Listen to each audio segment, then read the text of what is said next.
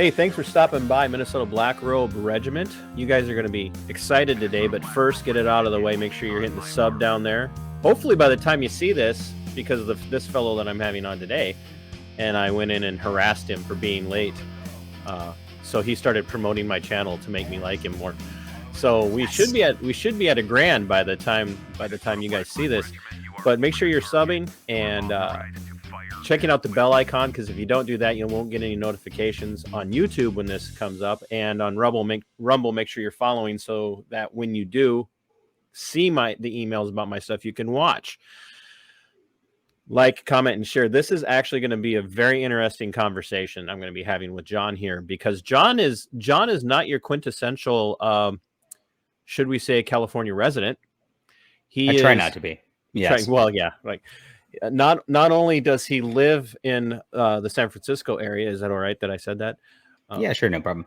He also happens to be somewhat neighborly with Carter from Unsafe Space, who some of you know I've had on the show, along with Carrie, who has also been on the show. And I was actually watching him on their show the other day, and I'm like, hey, he's got an interesting story. But first, John, tell us a little bit about yourself, what you do, and why you do it, and then we'll talk about your interesting story. No problem. Hey, I'm John Delarose. I'm a #1 best-selling author and an award-winning comic creator. I've been working in the industry for about 5-6 years. Been doing very well, obviously, because of the above, and just happy to be out there making good content, non-woke content. That's a joke, but I'm just trying to have fun, trying to give people good books like they used to have back in the day before everything got paused in Hollywood and publishing. So that's kind of my goal out there. I'm known as the leading Hispanic voice in science fiction in a lot of circles. I run a YouTube show. I've got about 4,000 subscribers. If you want to hop on there, we have a lot of fun, talk about what's happening in culture and try to do new things. Yeah. Serious, but hilarious. So you're the leading Hispanic voice in science fiction. Yes. So is that an award? Is there no? That was branding. So that was branding. So I decided to brand myself that after I got canceled, I got canceled for the first time in early 2017 by a local convention here. Oh, you were on the forefront of cancellation. Yeah, really early, like before this all really hit hard. They found out I voted for Mr. Donald Trump in 2016 in the science fiction community, and once that became known, I started getting emails. I got one from my editor at the time for a novel I was working on. Long rambling letter saying your behavior, blah blah blah blah blah. You'll never work again. The community's small, and all because I posted a picture of myself in a MAGA hat, happy on election night, saying we won, things are good. And they couldn't handle that. Once that was discovered, it got out there. I mean, I was a nobody at the time, so it was really weird to me that anybody cared. It's like I thought you could just write your books and have your following, and you could say what you want in this country, but apparently not. I was maybe selling. You were working on a books. Book. Yeah, you were working on a book at that time. Yeah, I had a publisher and editor and all that. Got that nasty email saying I'm probably never going to get published again. It turned out to be mostly true, and I wrote an article about that and started talking about it and started to talk about how these people did this, because I'm not one to stay silent in these things. I like to fight, because if you don't fight, you don't win. That's what I say. And you have a very similar experience and story, but it kind of escalated from there. I'd been speaking at a local convention here in San Francisco for several years. They canceled me off their slate, so I wasn't with them anymore. I noticed they really started doubling down on identity politics. So it's a science fiction and comic book convention. You're supposed to be talking about fun stuff. Suddenly all their stuff's, being a Black lesbian ally, and things like that as their sort of topics, which nobody wants to go see. It's not fun. It's not interesting. It's just a bunch of people whining about how they're oppressed when nobody's oppressing them. And I wrote an article on that, and I said, look, these conventions shouldn't be about identity politics. They're supposed to be about fun and stuff that brings us together, not the divisive crap. So stop with it. And when I did that, a bunch of science fiction news websites picked it up and just smeared me and just started calling me all sorts of crap, racist, Nazi, blah, blah, blah, down the line. And it just escalated from there. It got to the point where the largest science fiction convention in the world in 2018 the World Science Fiction Convention, which used to be the most prestigious sort of convention out there to go to. They banned me and actually put up on their website, they libeled me, calling me a racist bully, and said that they were removing those elements from their conventions. I of course pointed out right away. I tried to email the guys and I'm like, look, I'm a Hispanic guy, like, and your whole staff is white. This is kind of you probably shouldn't do this. Like, let's talk. They refused. Yeah. And I'm just yeah, going I to got tell an you, attorney I'm the involved. Hispanic guy, and Right. you're bullying me. So You're right. It never gets into their head. But I hired an attorney at that point to deal with it because that was such a big blow. It definitely did blacklist me from every publisher out there. It made the entire industry just big names, like the blue check marks on Twitter were all just calling me names all of a sudden. People had like, I'd read their books like as a kid and I'd be like, this person hates me. I've never talked to them before. I bought their books. What's going on? So it was a big deal. So I sued them for libel, and we won. Actually, it took 3+ years to fight it because the court system is just really difficult to get through. It takes forever, and it seems like by the time you win, like the win's kind of out of your sails because it took so long. You know, they got away with doing that and just canceling me and being awful to me for 3 years. And suddenly, like, well, I won. They have to apologize to me publicly, which was great. They had to pay me, which is also great. But it still feels like a Pyrrhic victory because at the end of the day, they still do have me canceled from all of publishing, all of comic books. And I can barely show my face at these conventions without, somebody might attack and hurt me. It's something I got to worry about these days. And nothing can change that at this point. So just out of curiosity, how old are you? I'm 39. 39. So this has been your life. I mean, this is what you did. This has been your life. So like much like my situation, it was a career. And now maybe nothing as potentially lucrative as what you were doing, had you not got canceled. But this kind of robbed you of what you were counting on, what you were banking on. This was gonna be what you were gonna do. Yeah. And you had been gearing up for I'll this. say yes. But as I've gone out there and I've kind of become I'm now like a symbol of freedom, right? And trying to stand up against this stuff. And I really leaned into that and embraced that. And I stand up for, myself, of course, every time that these people come after me. But I also do my best to stand up for other people who do it too, or get this done to them too. So like when Gina Carano got canceled, of course, I was out there leading a charge for that. A lot of other people, very similar. There's a guy called Diversity in Comics, was a huge YouTube channel. I broke him mainstream in his story in the Federalist, which I was writing for a long time. Oh, so you wrote for the Federalist? I wrote for them for a couple years. Yeah, I didn't know they published science fiction. They don't. I wrote articles about cancel culture. Oh, okay. Yeah. And I decided at some point, I really do just love science fiction and comics and having fun with fantasy stuff. So as much as that was a worthwhile thing to do in these instances, I don't like writing nonfiction that much. So I just kind of, I let that take a backseat and kind of just let that go. But I did that for a long time and I helped him. There's a guy called The Quartering. He's a huge YouTuber. He's been on Tim Pool and all that. Yep. I broke his story. I wrote for Milo Yiannopoulos back then, and I broke his story when he was getting canceled in the Magic the Gathering community. So I've done my best to try to help people in these situations too, and use my small. It's not the best platform, but it is a small platform that I can give people attention for what's being done to them. So I've kind of devoted myself to that from that point forward. That's kind of been the whole gist with my channel here locally, is to platform people who are going through, fights, their liberty being stripped away, and to platform people I see fighting for those things. I just find it incredibly ironic that you write science fiction. You probably could not have created a story like this. No, we have like a weird surveillance state where every word you ever say is taken out of context in order to destroy you. It's absurd and it's crazy. And no, I could have never imagined that in a million years, but here's where we are at this point. And these giant corporations are running everything via algorithm. They've got AI basically telling us what we're allowed to think. It's crazy. I was having a conversation with literally a young lady just the other day, actually on Monday.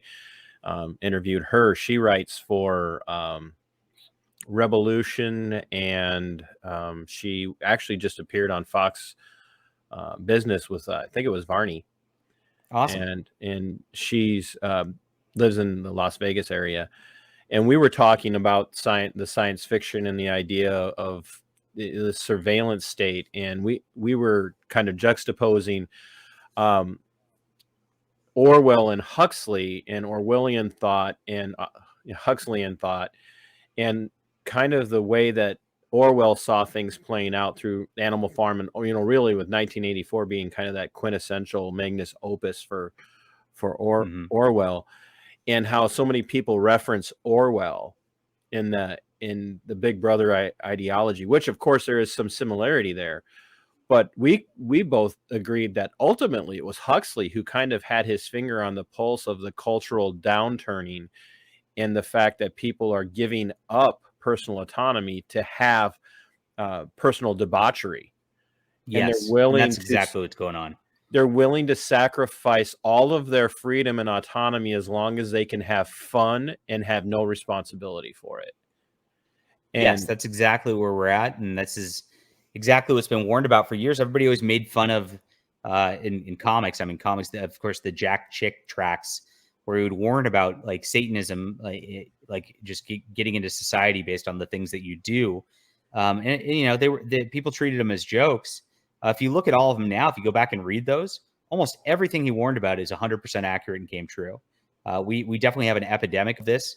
I definitely believe that there are satanic forces running our society, running these corporations, and they're just pushing this darkness on all of us, and this hedonism on all of us, because if we're focused on the self, we can never focus on God. It's 100% true.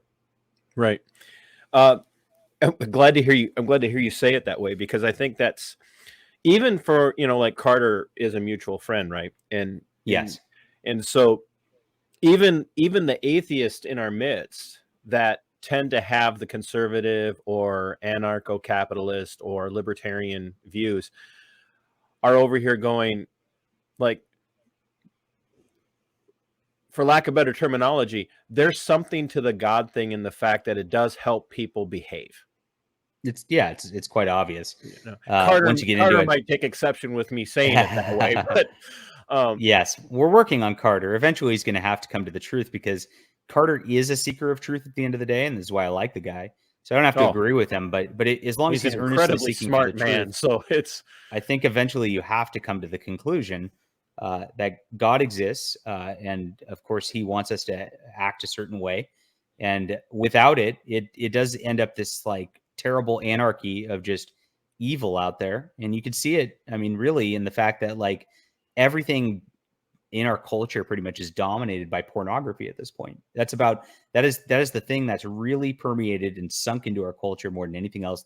It's the most destructive thing in the entire world. It ruins your mind. It does. If you look up studies on it scientifically, it rewires your mind to just mess you up. And on the other end of it, there's like, it's young girls who are getting abused. If you think that they're doing this of their own volition, no, they're a lot of them are enslaved, and the slave trade is bigger now than it ever has been. And it's these girls that they're putting up on the internet that you're watching. Maybe not you, but whoever's watching this. But if you are, I will shame you. That people are watching, and it's destructive to their lives, and it's destructive to your life. It's really the most insidious thing that's ever been created. This will, like, I'm markedly older than you. I'm 51, and after watching your guys' live stream and listening to Liam, I might actually be 71 by now. So, here's what I'll tell you is, like, there was a day, and everybody talks about it, like, you go back to Times Square. I just watched an interesting little mini documentary series on a guy that was a serial killer in the Times Square area back in the 70s. But the boldness of the pornography world in Times Square, people attack that, and actually, people like Giuliani and Ed Koch all kind of made their fame on cleaning up that area of New York and whatnot. But there was a time in most, not just in flyover country where I live, but across the country, there was a time where those seedy districts were seedy districts, and you couldn't even say the word porn. Oh without yeah. like looking around to make sure nobody was seeing you, no matter what the context was. And now we make jokes of it. We have, we have food porn, and we've got, car porn, and we've got fear porn, and And that that tells you. conflation of language is intentional. And a lot of Oh what yeah, absolutely. these guys do, I'm a writer, so I know this, like they do conflate this language intentionally in order to lessen shame for things that are obviously inherently bad and evil. And what it does over time is now you get scared to even talk about it. Like you can lose your whole career just for saying the things we've said today, which are pretty obvious correct things, in my opinion. It's very odd that good is now shamed and evil can be done everywhere without any shame whatsoever. Well, that brings me up to something else I want to talk about. So we're just going to get our geek on for a minute, okay? Sure. You and I, in leading up to this, when I reached out to you and asked you to come on, we were talking a little bit about the comic industry Yes. and talked a little bit about Marvel. I didn't talk about DC. I'm not a DC guy. I never was really either, except for I've been leaning there a little bit more just for because a lot of my good friends who are making this fight against me, or not against me, but with me, came from DC Comics. So like Chuck Dixon did a lot of work for DC Comics, and my good friend Ethan Van Sciver did a lot of work for DC Comics. So those guys really came from there, and not Marvel as much. So I've been reading a lot more of their work just because I try to read the work of people who don't hate me. That's one thing I like to do culturally. That's a plus. Yeah, Yeah. I lean towards Batman, if anything, at DC, just because he's a Yeah. real guy. Not that. Okay, I understand that Bruce Wayne is not a real man, and that Batman's not real, but he doesn't have any superpowers. He's not some Yes. incredible extraterrestrial, or descended from a god. He's just a guy who hates bad things, ironically. But we were talking a little bit about Marvel and how Marvel, and I mentioned Daredevil, and you said you were a fan of Daredevil. And Yes. for me, the thing about Matt, about the Daredevil, was his struggle with wanting to do justice, but also wanting to see people treated within the legal system, treated Correct. with justice. And that's what appealed to me about Daredevil, and still does to some degree. I think I actually thought Netflix did a pretty decent job with their They series. did, and that was kind of the last of the I'd say like crop of shows and movies that were non-woke. Once those kind of faded off the internet from those Netflix shows, and their seasons kind of ended, like everything that came after that really changed. Like there was like a drastic, like, we better push the woke, anti-white, anti-Christian agenda and all that. But Daredevil works really well also because he has a traditional Catholic outlook, and so he's actually a deeply religious character who goes to confession and does things like that. Struggles with his faith. Yeah. Struggles with his faith, which we all do, and that's a large part of the reason why it resonates with me. So yeah, it's got a lot of depth to it. It's a good book for the most part. And I think you could see the same thing in Frank Castle from The Punisher. Here's a Yes. guy that you shouldn't like. You shouldn't like him because he does kill people in cold blood, and Yes. he frankly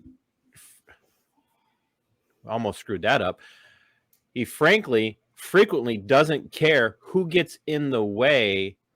Not that he goes around targeting obviously innocents. He's only going after the guilty, but he doesn't care even if other petty criminals get in the way. He's going to take them out because he's on a mission, and that appeals.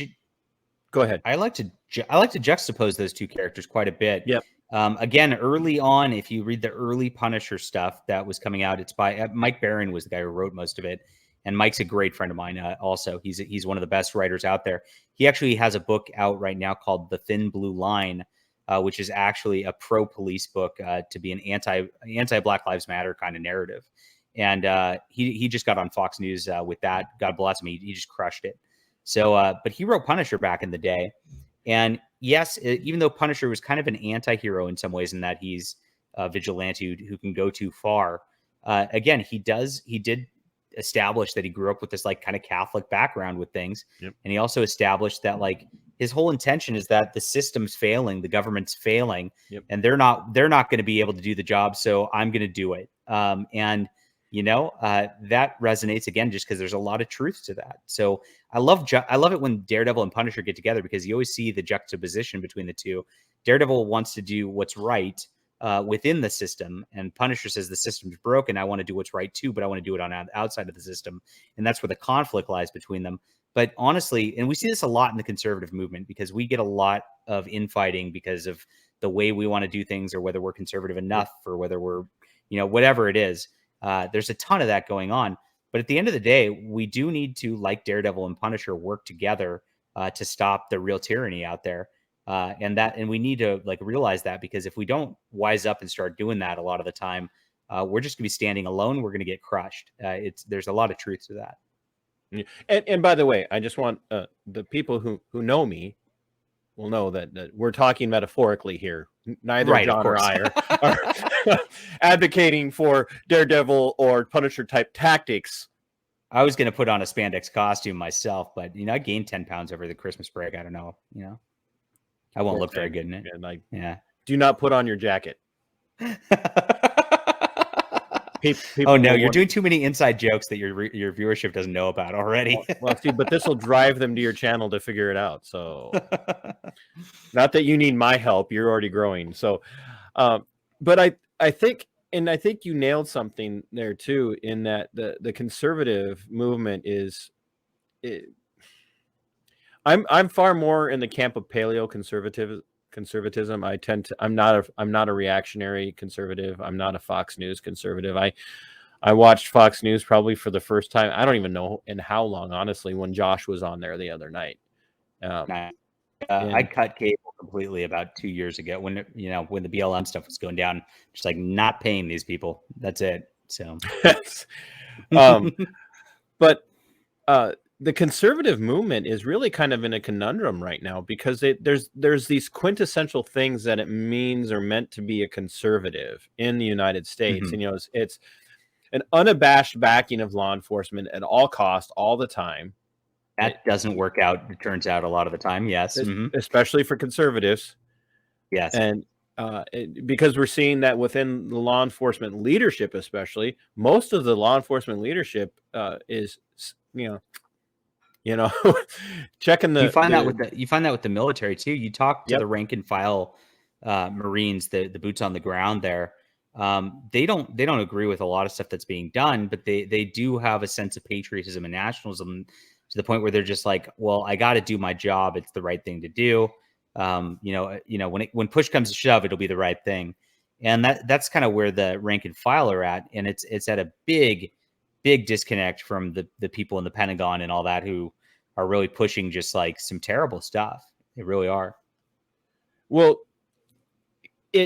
I'm seeing this play out now, and even in my own life, where some of the stuff we talked to pre-show was what I went through, and I'm watching, and my good friend is, I told you about, Lisa, sitting in she's imprisoned. She's imprisoned right now.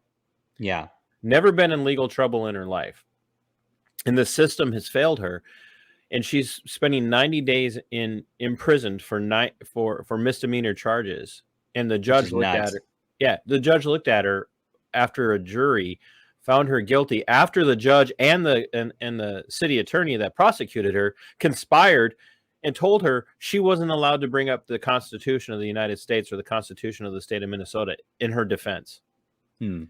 Unbelievable. And then threw the book at her and said, I have more sympathy for a habitual thief, and more sympathy for habitual drug users, and more sympathy for DUIs than I do for you, because they can be reformed. You can't. You're a political activist, and you did it the wrong way.